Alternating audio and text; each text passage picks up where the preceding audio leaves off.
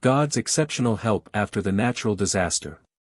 There will be indescribable chaos amongst people after I have spoken through the forces of nature, for they all will fear that the event might repeat itself and thus live restlessly and afraid amid the ruins caused by the elements of nature and yet due to my will, which had expressed itself therein. People will have to go through an appalling time, a time which was hardly ever experienced by people inhabiting this earth. Yet it is the time of the end when everything takes place to an exceptional extent in order to still awaken people.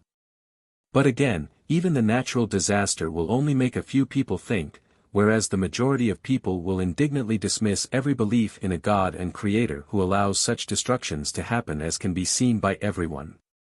Yet no one considers his own behavior or how he should behave before God, before me, to whom they had merely paid lip service without, however, having a living faith in me or having made contact with me. And only a few will then turn to me in their great distress, but these few will also visibly get a taste of my help. I will so obviously support them that it will strengthen their faith in a power which holds their destiny in the palm of its hand. Everything only happens in order to let people find the bond with me, but only ever a few will derive a blessing from the forthcoming event, for humanity is already too enslaved by my adversary to turn to me and appeal for my help. And therefore, I cannot reveal myself to them either, but I will most certainly do so with those who subsequently take refuge with me in their adversity.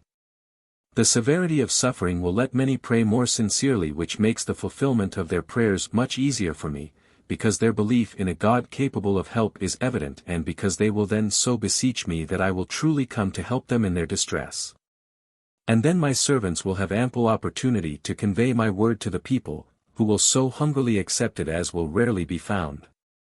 The disbelievers, however, will be filled by even more hatred than before towards the preachers of my word as well as towards those who visibly experience my help. But they will not allow themselves to be converted, instead their unkindness will merely testify to their affiliation with my adversary and will clearly resist me and my love, which also wants to win them over but cannot get through to them. There will be much adversity, and yet, it will not be hopeless, because I can always be approached in prayer with a request to improve matters, and because I will grant a true prayer in order to reveal myself to those who are not entirely enslaved by my adversary.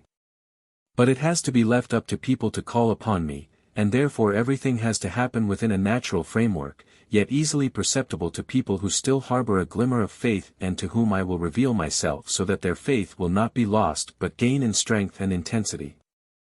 The occasion is ahead of you and cannot be prevented by you, since you yourselves don't endeavor to make the effort to change your ways, and since, due to your disposition and activities, you will bring the time to fruition, because you yourselves will hasten the end as a result of your attitude, and because the time is fulfilled which you were granted for the maturing of your souls.